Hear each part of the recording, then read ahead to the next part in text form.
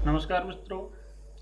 अब तक हम राष्ट्रवाद में जो पॉइंट्स पढ़ चुके हैं वो है पाश्चात्य शिक्षा और अंग्रेजी साहित्य का प्रभाव, लॉर्ड लिटन की नीतियाँ, किसानों के आंदोलन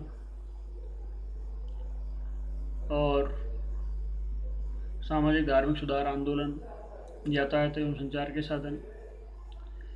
इसी कड़ी में हम आगे बात करने जा रहे हैं एल्बर्ट विल की, कि एल्बर्ट विल ने किस प्रकार से राष्ट्रवादी भावनाओं को हवा दी या आगे बढ़ाया। एल्बर्ट विल लॉर्ड रिपन के समय होने वाली एक महत्वपूर्ण घटना थी, जिसमें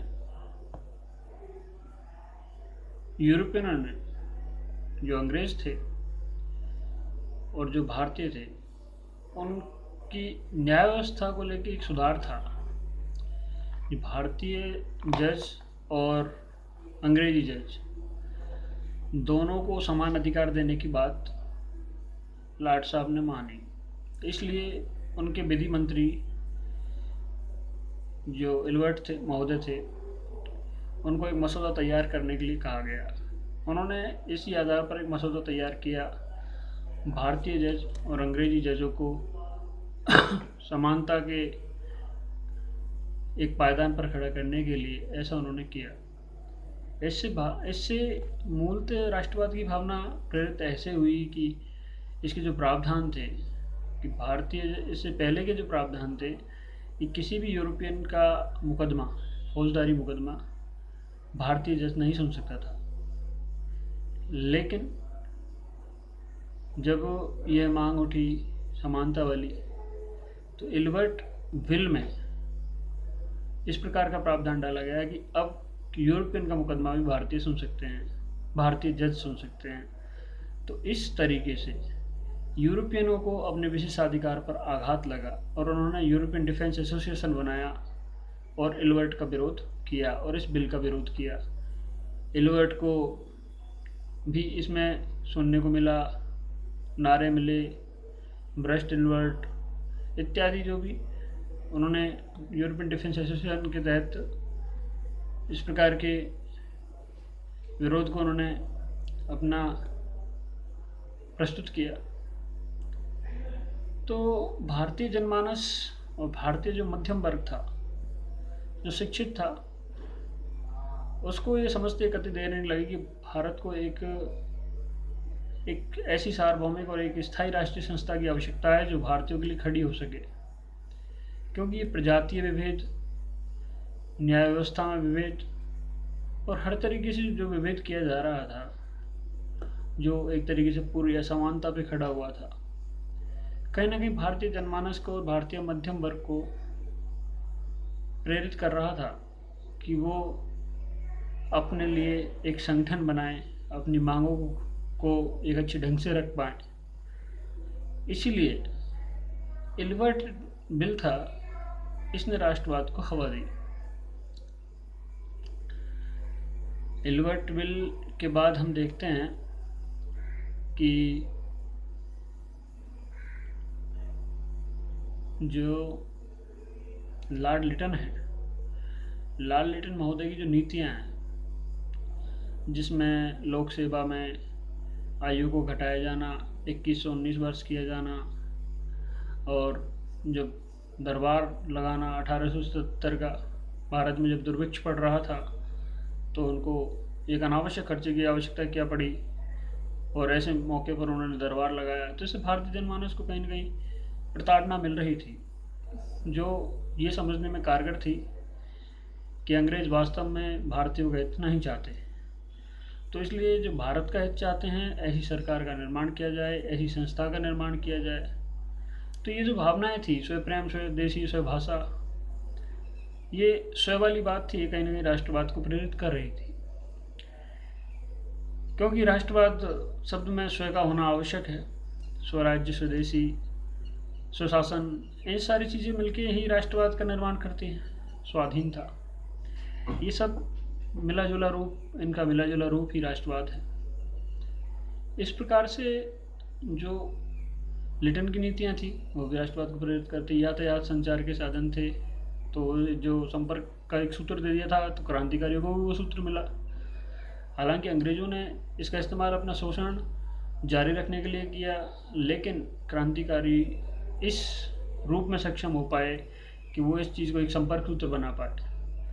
बहुत सारे किसान आंदोलन, जिनमें कूका, रंपा, पावना, किसानों का जो शोषण था उससे जुड़े हुए थे, तो कहीं ना कहीं वो भी इस बात को फील कर रहे थे कि एक ऐसी संस्था या ऐसा उसका निर्माण होना आवश्यक है जो उनके लिए हो।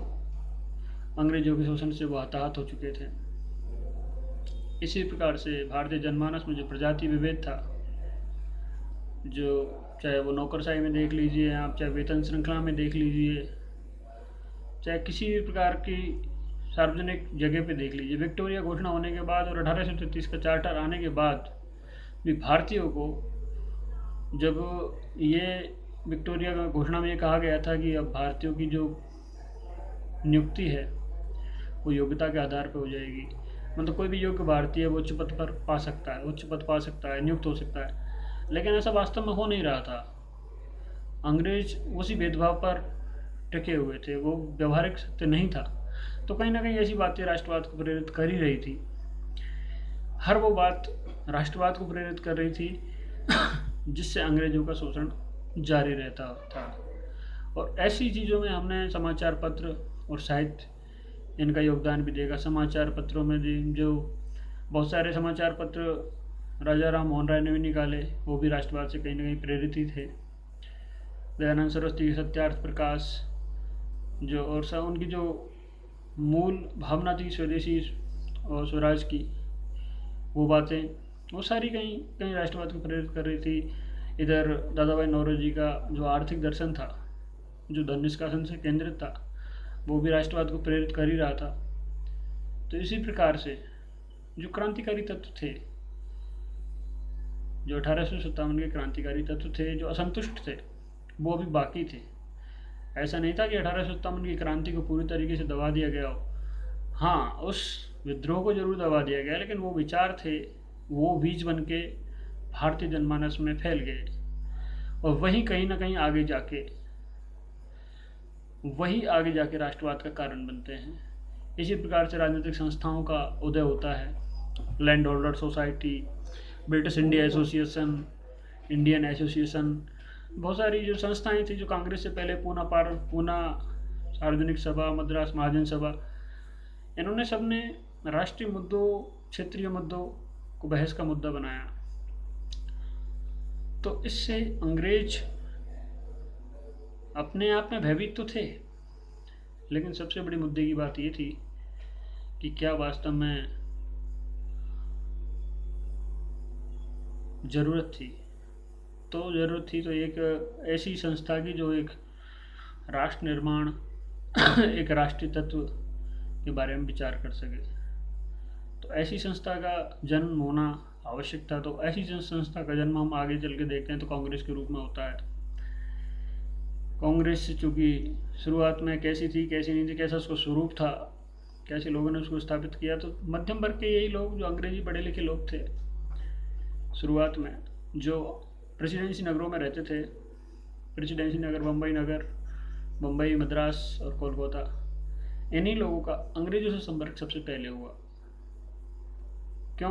क्योंकि प्रेसिडेंसी नगरों में ही अंग्रेजों की बस्तियां थी। तो यहाँ पर जो शिक्षित वर्ग था, जो अंग्रेजी शिक्षा प्राप्त वर्ग था, सबसे पहले उनके संपर्क में आया, उनकी संस्कृति समझी, उनके विचारों को जाना।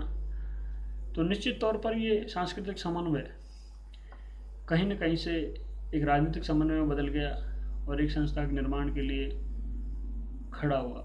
तो वही मध्यम वर्ग जिसे कहते हैं, पेशे से जो वकील, शिक्षक, डॉक्टर, इंजीनियर, जज इत्यादि जो लोग थे, जिन्होंने शिक्षा विदेश में प्राप्त की थी या फिर इंग्लैंड में प्राप्त की थी, बैरिस्टर इत्यादि रहे थे। क्योंकि जब हम देखते हैं कि व्योमेश चंद्र बनर्जी पहले बैरिस्टर थे, वकील थे, जो कांग्रेस के प्रथम अध्यक्ष बने, तो मध्यम वर्ग से ही थे।